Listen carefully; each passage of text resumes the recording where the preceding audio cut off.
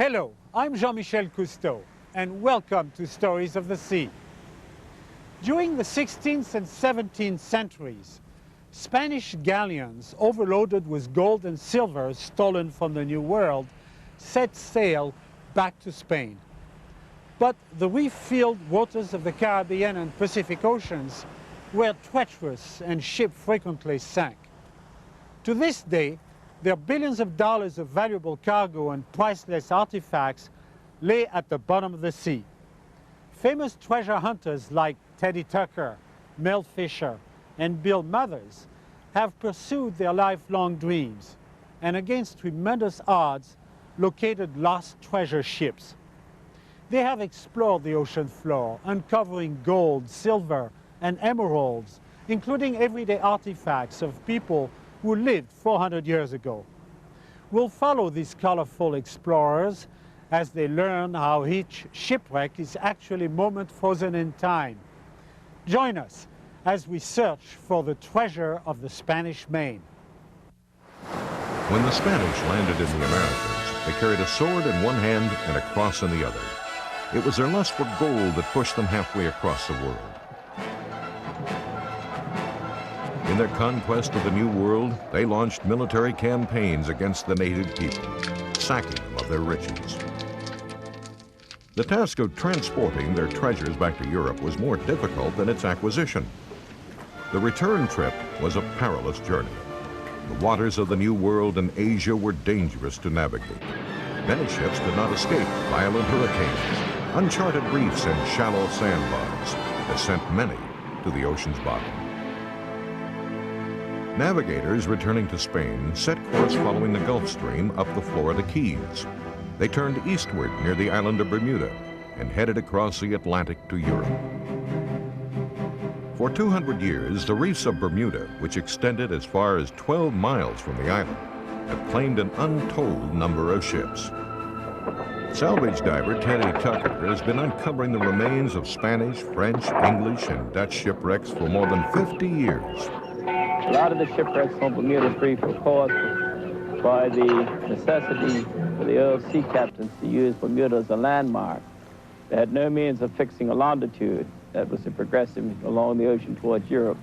So they tried to sight Bermuda, and they didn't know how far west or east they were, and they piled up on the rocks before they knew where they are. And that's why we have treasure and all kinds of goodies all over the bottom. But after 3 centuries of ocean currents, storms, and sea worms, little remains of the 16th and 17th century wooden ships. And any treasure is often hidden beneath tons of sand. The secret is to realize that nature rarely makes anything with straight lines. Coral reefs are made up of irregular shapes. Even after the wood of a ship has rotted away, there are still a few visible clues. One clue is a pile of rocks used as ballast, which fill the holes of the top-heavy Spanish galleons. And looking down, you see roundish-looking rocks. And that is the most significant giveaway. A fragment of pottery may be the first clue to a Spanish wreck. The Spanish stored food and water in massive jars. And if ballast stone are located with pottery shards, then the clues point to a 16th or 17th century ship. In 1951, Teddy Tucker and Robert Canton made history when they found a Spanish treasure ship. Their discovery was important because it meant that deep underwater excavation was possible. The Spanish ship the San Pedro sank in 1595 while on a return voyage to Spain from Cartagena, Colombia. Among the spectacular artifacts found was a beautiful gold and emerald cross that had belonged to the Bishop of Lima, Peru. When I found the San Pedro in 1951, probably the beginning of a new era in treasure hunting. It had gold and it had emeralds and it had the pieces of 8, which were the basis of the American silver dollar, and it had gold chains and gold crosses and gold bars and gold ingots and everything that you read about as a story as a kid in school. The first thing that usually comes to mind when one thinks about treasure ships is gold, silver, and jewels. But historians find personal artifacts just as interesting. A comb made of silver, a pair of earrings, a small ring, were all used by the people who went down with the ship. They are intimate and revealing clues into how these people lived their lives and met their deaths. The first settlers of Bermuda were the English. They were the survivors of the ship Sea Venture, which wrecked along the island's reef while sailing to Virginia in 1609. Realizing Bermuda was strategically located, the English built a number of forts to secure their claim. The settlers of Bermuda took advantage of the ships that sailed near their island. They often lit fires on hilltops to confuse and lure ships onto the reefs, and then salvage the ship's valuables. It was a business they called racking. Because the Bermudians had nothing at all here in the sense of metallic or any of the resources you'd have in Europe. They had plenty of fish, plenty of pork, the pigs were here, and tobacco. They didn't even have a pipe to smoke it, and a shipwreck meant the source of pipes. This clay pipe, that's from an English shipwreck of 1658. Artifacts from the shipwrecks can be seen casually displayed everywhere. Like the wreckers of yesterday, today's salvagers still use the materials they find to good advantage. Grinding stones make a walkway that leads to a brick patio, all recovered from a wreck. Teddy Tucker lives in a beautiful home built from the earnings of his salvage trade. But Tucker is driven by more than personal gain. When he finds belt buckles and buttons, ship's fittings and anchors, they're like a jigsaw puzzle. When pieced together, a picture unfolds. My philosophy is I've never completely stripped the shipwreck. We leave cannonballs, musket shot, everything that's in large quantities. I just take the things that I don't recognize, ceramics and so forth, and I enjoy identifying them to find all out where they came from, what national origin, the period, the date, the colors. That's part of the game.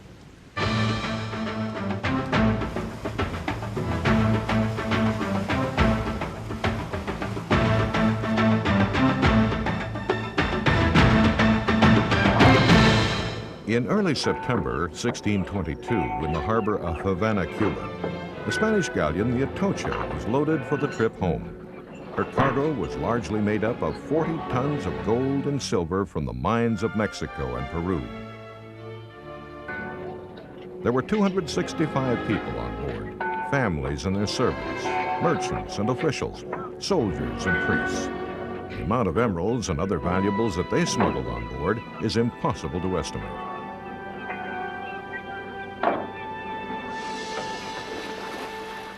On the morning of September 4th, the fleet set sail for Spain. The skies were clear as the Atocha and her sister ship, the Santa Margarita, head due north. On the second day of the voyage, the fleet sailed into a powerful storm. The galleons were battered by a violent hurricane. Badly damaged by fierce winds and huge waves, the ships drifted helplessly onto Florida's reefs. At dawn the next day, hundreds of lives and the Empire's treasure had been claimed by the sea. The Atocha became a legend as treasure hunters searched in vain for her fabulous wealth throughout the centuries. 350 years after the Atocha sank, while working in the archives of Seville, Spain, researcher Eugene Lyon discovered an ancient ship's manifest. The document listed the salvage attempts on the Atocha and the Santa Margarita a few years after the ship sank. Most importantly, the documents mentioned the word Marquesa. Dr. Lyon had chanced upon an important clue. He believed that the Marquesa Keys was the location where the Atocha sank. He contacted his associate, Mel Fisher, who had also become fascinated by the Atocha legend. Mel Fisher seemed an unlikely figure to lead the search for the Atocha. A former chicken farmer and dive shop owner, he began his quest for the Atocha in 1969. In the following years, he fought legal battles with the state of Florida and the federal government. Even after personal tragedy, he refused to give up his dream of finding the Atocha. When I started in my search, I thought it was only going to take 6 weeks. I just had no concept whatsoever of how difficult it is to find treasure. It's not all just fun. A lot of times you dig an empty hole, you know. Also, you search back and forth for days without finding anything. But it is very rewarding when you do hit it. According to survivors' account, the Atocha's final voyage ended when she and the Santa Margarita ran aground during a storm. The ship struck a reef which punched a large hole in her bow. She was dragged across the top of the reef for about 1.5 miles before she sank. With Dr. Lyon's information, Fisher moved his operation to the Marquesa Keys. Here he began his first year of pursuing the Atocha. Searching a huge area of relatively uncharted ocean was a massive undertaking. Months stretched into years. The work was backbreaking, the tedium only outweighed by the drudgery. Along with the search, Fisher fought to maintain his increasingly expensive operation, raising money from investors, mounting debts, and battling government lawsuits concerning the ownership of salvage rights were constant obstacles. In June of 1973, 2 dull gray objects with centuries of incrustation were found. But the discovery only added to Fisher's problems. Many believe that Fisher was a con man, a huckster, who planted the 2 silver bars to interest more investors in his salvage operation.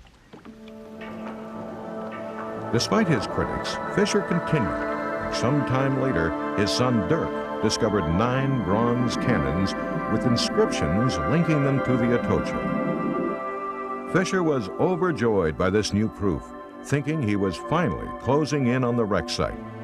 His peace of mind was short-lived. Within weeks, Dirk Fisher and his wife Angel led a team to where the cannons had been discovered. During the night, their boat developed a leak. While they slept, the boat filled with water and capsized. Dirk and Angel drowning. Anguish and doubts consumed Fisher. Despite his personal loss, he pushed on. Years would pass before his efforts could again be rewarded. After 10 years, Fisher's crew finally discovered a number of ancient timbers on the sea floor. The divers were able to swim to the bottom and touch the 17th century timbers of a ship that sank 350 years ago. The wreck was the Atocha's sister ship, the Santa Margarita. By the summer of 1982, Fisher had recovered more than $20 million worth of treasure. But even this incredible success did not steer Fisher from his original goal of finding the Atocha. In 1985, 16 years from when he first began his search, a sonar located the Atocha. It was a bittersweet find for Mel Fisher and his family, because it was also 10 years to the day that his son and daughter-in-law had died when their boat sank. The next day, his divers followed up on the sonar scan. Searching the ocean bottom, they came across what at first looked like a small reef. As they moved closer, they realized that the reef was made up of ballast stones and stacks of gray bars.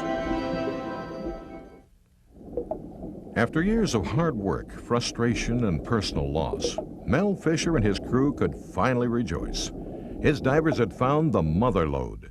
The silver and gold stacks they recovered were worth more than $400 million. Ironically, just 2 weeks before the site was found, Fisher could barely make his payroll. As the excavation continued, it was personal artifacts that grabbed the most attention. They were much more beautiful than the hundreds of dull silver bars. And with these artifacts, details about the passengers began to emerge. Long gold chains like these were often worn on the ship by the wealthy on their way back to Spain. They often hid their wealth by wrapping the chains tightly around their bodies. But on this journey, their gold became the instrument of their death. The heavy chains dragged them to the bottom of the sea. A key member of Fisher's team was marine archaeologist Duncan Matheson. He and his team cataloged, examined, and recorded every pottery shard, every coin, cannon, artifact, and remnant recovered from the shipwreck. While working with the divers out on the boats, I quickly realized that we had to collect archaeological data, information that would tell us where the ship came in from. And by collecting data, we realized very quickly that the artifacts were telling us to go out into the deep water. The ship apparently came in from the southeast to the northwest and hit a reef southeast of Marquesas. And then the bottom part of the vessel broke out, losing the bulk of the silver bars and silver coins and gold bars and things. Well, you know, most of the things that you read in the papers and you see on TV, you'll see gold and silver coming up off of these wreck sites. And well, you don't really get an idea of what we actually do here. After we bring up the glitter and the gold, we have an enormous amount of archaeological material that has to be processed. And that's what this is really all about. We're trying to look back into the past to see what the living strategies were there, what their technology was like, and by and large, this is the way that we do it. A lot of folks think that most treasure hunters are really in the game for the silver and the gold. But after the find on the main pile of the Atocha, I mean, there were nearly 40 tons of silver bars there. Let's face it, it's real fun bringing up the first couple of silver bars, but after that, it's just heavy bullion, and it's a lot of work.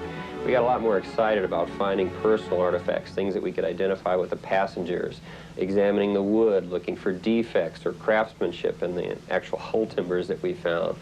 All of the little things from everyday life, that's what really made the find. And let's face it, you know, the pottery is just as old as the silver is, and in a lot of ways a lot more interesting to look at. Well, this is my hobby. It's a very exciting hobby.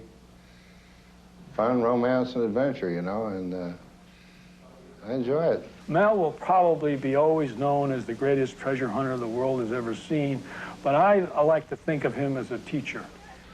It takes some people like Mel, dreamers, to kind of put their flavor into this world. Because even though, yeah, sure, he's a dreamer, but he's got his head in one place and he knows where he's going and he knows what he's looking for.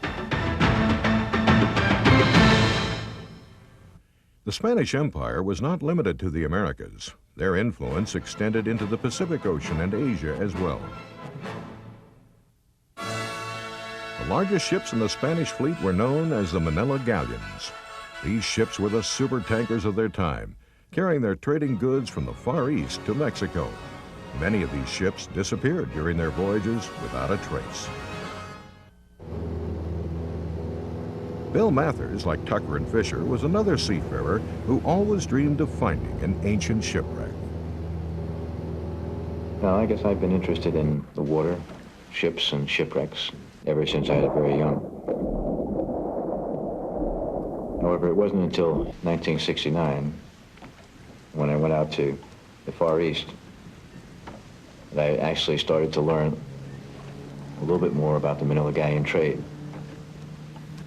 It was that time, when I was working in the Philippines with the Navy, that I determined that someday I would try and track down a Manila galleon and salvage it. However, it was a number of years, 16 years to be exact, before I really had the opportunity to do anything about that dream. Manila was established as a trading center, handling the exchange of gold and silver from the New World, as well as spices and other products from China, Japan, Thailand, India, and Vietnam. The galleons were loaded with products from the Orient and sailed east to Mexico and to the port of Acapulco. The 6-month voyage was difficult and dangerous. Once the ships arrived in Mexico, the premium goods were traded for silver coins and ingots.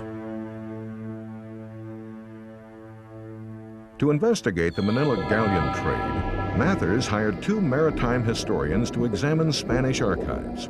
They learned that during the 250 years of Spanish trade in the Far East, there were at least 44 recorded ships that had sank near the Philippines and the Mariana Islands. The Manila galleons, like the Nuestra Senora de la Concepcion, were unique in their size. They were nearly 150 feet long and 50 feet wide, and could carry up to 1,500 tons of cargo. And they still had room left to accommodate over 300 passengers and crew. The Manila galleons were much larger by a factor of 2 or 3 than the galleons sailing in the Atlantic. And that's primarily because they didn't have such a dangerous navigational route, and they didn't have to face the pirates and the navies that they had to in the Caribbean. Based on his research, Mathers determined that the Concepcion was one of the most likely of the 44 missing ships to be found. Lost off the coast of Saipan on September 20th, 1638, most of her passengers and crew never made it to shore. The sailors and the passengers started fighting. Many were killed or wounded. And during the fighting, apparently the ship broached, turned sideways to the wind when it was not attended properly, and all this mass were broken off. Then the ship apparently was pushed westward to Saipan, and in trying to find a safe anchorage around Saipan, they got a little close to the reef. Records show that the Spanish returned 4 decades later and salvaged the Concepcion's bronze cannons and anchors.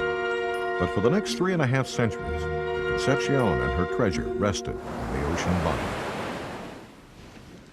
In 1987, Bill Mathers established Pacific Sea Resources and negotiated a contract with the government of the Commonwealth of the Northern Marianas to excavate the wreck. Mathers searched the beaches along the reef where the ship was suspected of breaking up. First evidence that I discovered was small bits of blue and white porcelain washing around in the wave line. And once I discovered my first piece, there were literally dozens of pieces all over the place. The porcelain was identified as Ming export ware, similar to porcelain the Concepcion would have carried. This was the first clue to the Concepcion's location.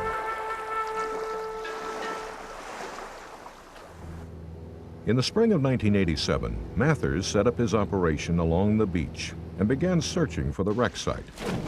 On the second day of field work, his divers discovered a ship's anchor. Comparing the size and shape with those from galleons of the same era, the anchor fit exactly the dimensions that the Concepcion would have carried. As we carried out our survey, we got further and further away from the shore. We kept finding evidence of the wreck in the form of ballast stones, shards of storage jars. We found a 10-foot long keel bolt. We found other ship spikes, things of that sort. And then the seabed takes a fairly dramatic fall off from 150 to about 200, 300 feet. On that slope, we found another 30 complete storage jars. Once the jars were cleaned, a variety of Spanish and Chinese markings indicated the contents, the ownership, and sometimes even the maker of the jars. Some held vinegar, sulfur, saltpeter, and other materials. But the primary function was to hold drinking water and probably large quantities of wine. For Mathers and his crew, such a large concentration of unbroken storage jars indicated that a significant part of the wreck was possibly still nearby. The work was often tedious and boring, sifting sediment, exposing bedrock, poking beneath coral ledges, and carefully chipping at the coral to uncover encrusted artifacts. These projects are very exciting because, you know, for that example, nobody's ever found one of these Manila galleons before, so we're breaking new territory. But, you know, this is a beautiful environment in which to work. You have waters that have, you know, 200-foot visibility, beautiful marine life, and that's around you all the time. Every time you go on a dive, there's a possibility you could find something absolutely spectacular, which is very exciting. Over the course of the second season of excavation, the crew of Pacific Sea Resources began to find artifacts with the unmistakable luster of gold. Over 2,500 pieces of gold jewelry were recovered. You know, the gold that we found so far represents gold from what is generally considered the height of Chinese metalworking, the Chinese metalworking period, which was the middle of the 1600s. And this is exquisite work of gold jewelry, and it's the Sotheby appraiser looked at it and he said that this stuff has never come on the market before. During the 17th century, old jewelry was often melted down, then redesigned into the current styles and fashions of the time. Therefore, the discovery of a piece of 16th century jewelry is a rare find and incredibly interesting to historians. One such example is a piece appropriately labeled the pyramid chain. A Another example of this lost art and craftsmanship is this tiny gold shoe that may have carried perfume, encrusted with 44 inlaid diamonds.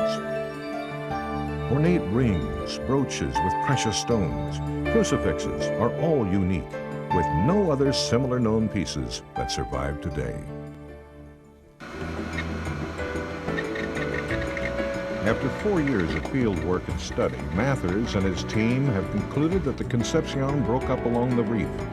Unfortunately, the native Chanuro Indians and the Spanish were able to salvage most of the treasure of gold and silver. But for Mathers, the project has still been a great success. His team has developed the technology needed for deep-sea salvage. The information learned from the Concepcion will help in locating future galleon wrecks. Where do we go from here? Well, we decided to take it a step further, and we are going into deep water, where we hope to find historic shipwrecks that are undisturbed by salvors or the elements. The Atocha, the Concepcions, and other shipwrecks have given us more than great riches of silver and gold. They are a precious time capsule containing priceless archaeological information and historical insights into the lives of people long gone. Of course, the true heroes are the remarkable men who, in the face of adversity, persevere to find and recover the lost treasures of the sea. Their stories are a tribute to the human spirit. They are people with a vision, a drive, a quality almost as rare as the treasure they find. I'm Jean-Michel Cousteau. This is Stories of the Sea.